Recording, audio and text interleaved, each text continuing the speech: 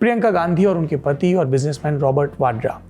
प्रियंका और रॉबर्ट का नाम आया ईडी की सप्लीमेंट्री प्रोसिक्यूशन कंप्लेंट में। ये एक तरह का प्रार्थना पत्र होता है जो जांच एजेंसियां अदालत में दायर करती हैं। जिक्र होता है कुछ आरोपों और आरोपियों का जिन पर केस चलाया जा सकता है। ये कंप्लेंट ईडी ने 21 नवंबर 2023 को दिल्ली के राउस एवेन्यू के स्पेशल पीएमएलए कोर्ट में दाखिल की थी। कोर्ट ने 22 दिसंबर को इस कंप्लेंट का संज्ञान लिया और अब सामने आई है इसकी डिटेल। इसमें रॉबर्ट प्रियंका का नाम किसी आरोपी की तरह नहीं लिया गया है। प्रियंका का नाम जमीन खरीद के आरोपी से जुड़े होने के कारण लिया गया, जबकि रॉबर्ट वाड्रा का नाम लिया गया लंदन में मौजूद उस मकान में रुकने की वजह से जिसे मनी लॉन्ड्रिंग के पैसों से खरीदा गया, ये आरोप है। साथ ही ये भी आरोप कि उन्होंने इस घर का रेनोवेशन भी करवाया, यानी दोनों का नाम प्रमुख आरोपियों से जुड़ा होने के संदर्भ से लिया गया। अब जानते हैं कि पूरा मामला क्या है। ईडी के आरोपों के हवाले से ही जानकारी दे रहे हैं। साल 2018 ईडी ने साल स्काईलाइट हॉस्पिटैलिटी नामक कंपनी से जुड़े ठिकानों पर छापा किया। इस कंपनी में रॉबर्ट वाड्रा निदेशक के पद पर काबिज थे। और छापेमारी क्यों हुई? दरअसल इस छापेमारी के लगभग 1 साल पहले मार्च 2017 में ईडी ने संजय भंडारी नाम के व्यापारी के खिलाफ prevention of money laundering act यानी पीएमएलए के तहत केस दर्ज किया था। संजय डिफेंस डीलर है, रक्षा से जुड़ी चीजों का कारोबार जिसमें प्रमुखता से हथियारों का जिक्र होता है। संजय भंडारी पिछले साल 2016 से लंदन में है। साल 2020 में उसने राउस एवेन्यू की पीएमएलए कोर्ट में भगोड़ा होने का तमगा हासिल किया, यानी उसे घोषित कर दिया गया। अब 2 नाम और जान लीजिए जो इस कहानी में बार बार आएंगे। पहला है सीसी थम्पी का पूरा नाम चिरुवतुर चकुट्टी थम्पी। ईडी के आरोपों के मुताबिक थम्पी रॉबर्ट वाड्रा के करीबी हैं और इनकी कंपनी स्काईलाइट की प्रमोटर भी। लंबे समय तक संयुक्त अरब अमीरात में रहे। 2020 में उन्हें ईडी ने गिरफ्तार कर लिया था। दूसरा नाम हरबंस लाल पाहवा का। पाहवा भी रॉबर्ट के करीबी और उनकी एक और कंपनी रियल अर्थ स्टेट्स में निदेशक भी रह चुके हैं। इन आरोपियों के बारे में और विस्तार से बता रहे हैं इंडिया टुडे के रिपोर्टर मुनीश पांडे। देखिए, संजय भंडारी एक ऐसे किरदार हैं जिनको बताया जाता है कि वो गांधी परिवार के काफ़ी करीबी हैं, खासकर कि रॉबर्ट वाड्रा के। और संजय भंडारी के ऊपर आरोप यह है कि यूपीए एरा में जितने भी पेट्रोलियम के डील हुए थे या फिर डिफेंस के डील हुए थे, वो सारे के सारे संजय भंडारी के थ्रू हुए थे। इस तरह के आरोप ईडी और इनकम टैक्स लगाती है। जो दावा करती है ईडी आज की तारीख में, उनका यह कहना है कि चाहे वो सैमसंग पिलाटस की डील ले लीजिए, चाहे वो डिफेंस डील ले लीजिए, सब कुछ संजय भंडारी की निगरानी में हो रहा था। और जो कमीशन होता था वो संजय भंडारी की या संजय भंडारी से जुड़ी हुई कंपनियां या फिर ऐसी कंपनियां जिनको कि विदेश में दिखाया जाता था लेकिन कहीं ना कहीं उनके तार संजय भंडारी से जुड़े हुए थे, ऐसे जो कमीशन था वो वहां तक पहुंचता था और पूरा का पूरा पैसा संजय भंडारी के पास में आता था। संजय भंडारी उन पैसों को रॉबर्ट वाड्रा के लिए कथित तौर पर इस्तेमाल करता था। चाहे वो लंदन की प्रॉपर्टी की बात कर लीजिए, ईडी का दावा यह है कि लगभग 12 ऐसी प्रॉपर्टी संजय भंडारी ने रॉबर्ट वाड्रा के लिए बनाई है जो कि लंदन में है। लेकिन ये अभी के लिए फिलहाल के लिए आरोप है। अगर एक लाइन में बोले तो जो कमीशन कमाया था यूपीए एरा में संजय भंडारी ने, उसका इस्तेमाल रॉबर्ट वाड्रा ने यहाँ पर ज़मीनों और विदेशों में प्रॉपर्टी खरीदने के लिए किया हुआ है। लेकिन फिलहाल के लिए सब कुछ आरोप है। सीसी थम्पी के बारे में अगर बात करें तो सीसी थम्पी वो शख्स हैं जिन्हें बताया जाता है कि वो संजय भंडारी के करीबी हैं, रॉबर्ट वाड्रा के भी जानकार हैं। हरियाणा में उन्हें रियल एस्टेट बिजनेसमैन के तौर पे जाना जाता है। काफ़ी प्रॉपर्टीज़ का सौदा वो करते हैं। ईडी साल 2019 में सीसी थम्पी से पूछताछ करना चाहती थी, लेकिन उस वक्त जानकारी यह थी कि वो यूके में है। संजय भंडारी भी यूके में है। उनके खिलाफ में ईडी ने रेड कॉर्नर नोटिस इशू करा दिया है। हाल ही में कोर्ट ने उनके एक्स्ट्राडिशन को लेकर यानी कि भारत में प्रत्यर्पण को लेकर ऑर्डर दिया था कि संजय भंडारी को भारत में वापस भेज दिया जाए, लेकिन अभी तक प्रत्यर्पण हो नहीं पाया है। ईडी अपनी तरफ से कोशिश करेगी कि किसी भी तरह से संजय भंडारी को हिंदुस्तान में लाया जाए। ठीक उसी तरीके से सीसी थम्पी जो है वह भी लंदन में है। उस वक्त खबर आई थी साल 2019 में कि उनका कुछ इलाज चल रहा है वहाँ पर, लेकिन फिलहाल के लिए यह जानकारी पूरी तौर पर हमारे पास में नहीं है कि सीसी थम्पी क्या ईडी के पास में कभी पूछताछ के लिए पहुंचे हैं, क्या वो हिंदुस्तान में है या बाहर है। आरोपियों के बारे में आपने जान लिया। अब केस पर वापस आते हैं। साल 2018 में जब ईडी ने रेड मारी तब से रॉबर्ट वाड्रा और संजय भंडारी के संबंधों की पड़ताल हो रही थी। कई मौकों पर रॉबर्ट से सवाल जवाब भी किए गए। ईडी को इस बात का भरोसा था कि ये सारा कुछ साल 2008 के पेट्रोलियम मंत्रालय की एक डील से जुड़ा था। तब देश में मनमोहन सिंह की यूपीए फर्स्ट वाली सरकार थी। इस साल गुजरात के दाइज में oil and natural gas corporation या ओएनजीसी एक पेट्रोकेमिकल कॉम्प्लेक्स का निर्माण कर रहा था। इसका एक प्रोजेक्ट सैमसंग इंजीनियरिंग लिमिटेड बना रहा था। सैमसंग ने अपने इस प्रोजेक्ट के लिए कंसल्टेंसी चाहिए, जिसके लिए उन्होंने सेंटेक इंटरनेशनल FZC को हायर किया। ये कंपनी संजय भंडारी की थी, लेकिन ये सब सैमसंग और ओएनजीसी के बीच डील फाइनल होने के पहले हो रहा था। कैलेंडर में दिसंबर 2008 आया। सैमसंग को अपने हिस्से के प्रोजेक्ट का ठेका मिला।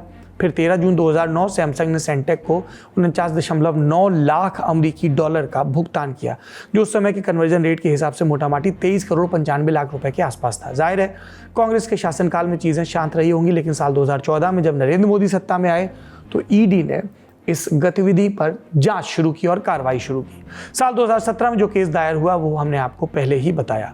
2020 में सीबीआई के इनपुट के आधार पर ईडी ने एक और केस दर्ज किया, जिसमें भंडारी को भी आरोपी बनाया गया, साथ में सैमसंग इंजीनियरिंग लिमिटेड और ओएनजीसी के कुछ अधिकारियों को भी आरोपी बनाया गया। अब इस मामले में ईडी का कहना है कि डील की वजह से भंडारी की कंपनी जो यूनाइटेड किंगडम में मौजूद है वहाँ पैसा पहुँचा। कैसे पहुंचा, इस बारे में ईडी ने अपनी चार्जशीट में कई आरोप लगाए हैं। कहा कि भंडारी कंपनी को सैमसंग से जो पैसा मिला उसका एक बड़ा हिस्सा वॉर्टेक्स नाम की कंपनी के जरिए घुमा कर लाया गया और फिर इसी पैसे से संजय भंडारी ने लंदन के ब्रांस्टन स्क्वायर में एक प्रॉपर्टी खरीदी। ये अभी स्काईलाइट हॉस्पिटैलिटी की कंपनी स्काईलाइट FZE के पास है। ध्यान दीजिए, अभी हमने कुछ देर पहले आपको बताया कि कंपनी रॉबर्ट वाड्रा से जुड़ी है। सवाल ये कि कंपनी स्काईलाइट के पास पहुंची कैसे। यहाँ पर एंट्री होती है सीसी थम्पी की।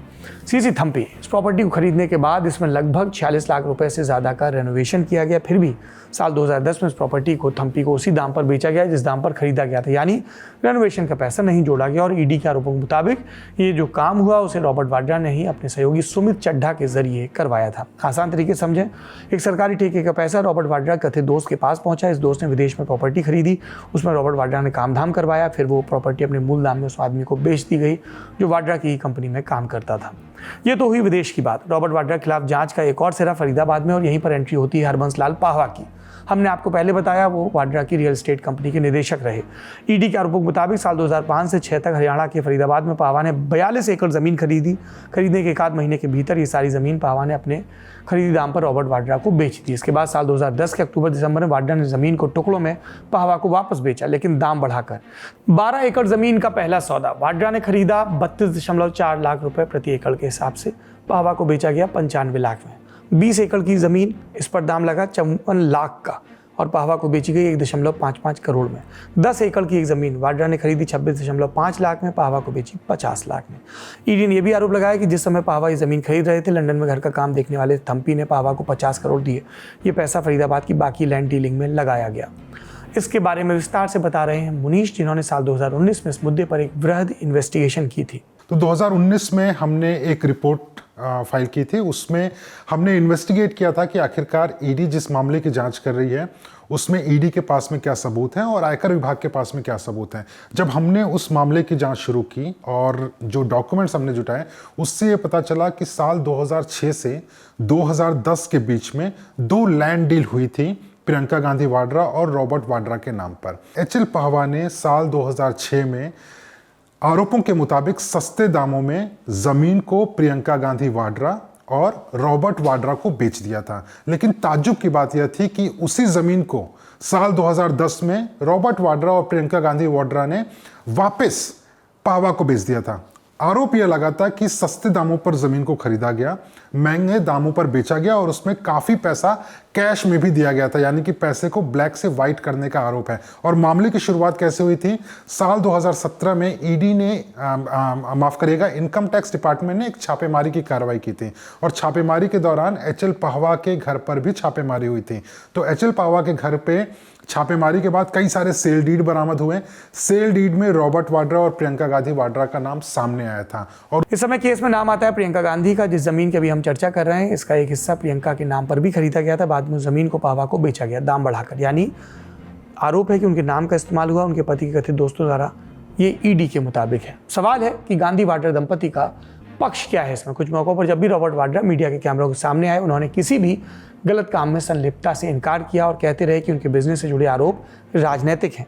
लेकिन केस में बरसों से उनका नाम चल रहा है आरोपी नहीं, सहयोगी के तौर पर। अगर उन्होंने गलत किया, दोषी साबित क्यों नहीं हो पा रहे हैं? जितनी भी कड़ियां रॉबर्ट वाड्रा को जोड़ती हैं, उनमें से ज्यादातर कड़ियां हिंदुस्तान के बाहर हैं। चाहे वो संजय भंडारी की बात कर लीजिए, चाहे सीसी थम्पी की बात कर लीजिए, चाहे एचएल पाहवा की बात कर लीजिए, ये सारे के सारे हिंदुस्तान के बाहर हैं। और ईडी का ये कहना है कि उनके लिए सबसे बड़ी मुश्किल यही है कि जिन किरदारों को वो ढूंढ रहे हैं, जो इस मामले में मुख्य भूमिका निभाए हैं, जिनके ऊपर मुख्य रूप से आरोप लगाए और जो कड़ियों को, पूरी चेन को रॉबर्ट वाड्रा से जोड़ सकते हैं, या अगर दूसरे शब्दों में कहें तो गांधी परिवार से जोड़ सकते हैं, उन कड़ियों को जोड़ने में मुश्किल इसके लिए हो रही है क्योंकि सारे के सारे हिंदुस्तान के बाहर हैं। और उसको लेकर ईडी अपनी तरफ से पूरी कोशिश करेगी किसी तरह से एक्स्ट्राडिशन का जो रास्ता है वो निकाला जाए, डिपोर्टेशन का रास्ता निकाला जाए। लेकिन ये रास्ते काफ़ी लंबे होते हैं और इसी वजह से थोड़ा सा मामला लंबा खिंच रहा है ईडी की तरफ से। लेकिन यह भी ध्यान देने वाली बात होगी कि अगर इस मामले को ईडी को पुख्ता तौर पे कोर्ट के सामने प्रूव करना है तो उनको ऐसे सबूत लेकर आने पड़ेंगे जो कि सीधे तौर पे ये बताएं कि हाँ, रॉबर्ट वाड्रा ने कुछ गलत किया है या फिर प्रियंका गांधी वाड्रा ने कुछ गलत किया है। इस मामले में जो भी अपडेट होंगे हम आपको जल्द बताएंगे। आज के लल्लन टॉप शो में इतना ही। एक बार फिर से आप सभी का बहुत बहुत धन्यवाद, बहुत बहुत शुक्रिया। साथ निगहबानी और यकीन बना रहे। अपना और अपनों का ख्याल रखिए। हमारा भी शुभ रात्रि।